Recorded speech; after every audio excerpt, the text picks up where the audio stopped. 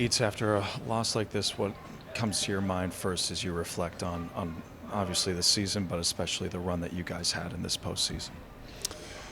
Yeah, haven't really had the time for the long-term reflection, but just the initial is just it stings. I mean, losing in general is never fun, but just to see this group grow together over the last 5 months, and playing our best hockey of the year over the last 3-4 weeks to 2 months.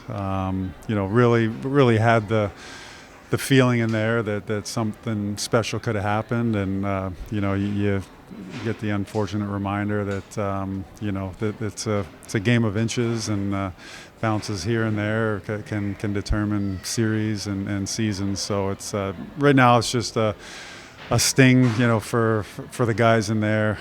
Such a great group that they care about each other, they play for each other, and just a tough way to end. You and a lot of the guys were talking back in months of December and January saying, let's just make sure that we're playing the right way come March and April. And like you just said, that happened. How proud of you are the fact that happened? Because a lot of coaches, a lot of teams will say that, and maybe it doesn't come to fruition, but it really seemed like your group rose to the occasion.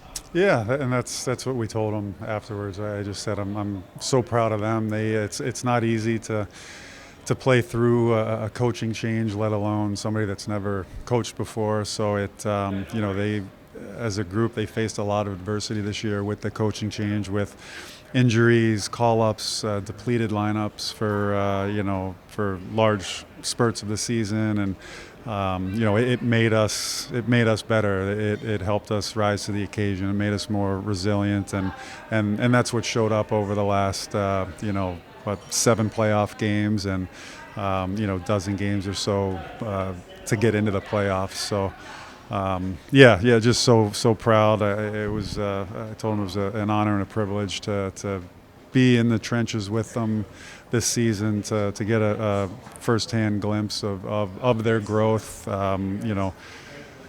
First, second year guys, as well as our older guys, the veterans and leadership guys that, grew as leaders this year. So just all around, every player you can go through and say that, that they grew as players and people this year. It was a joy to watch.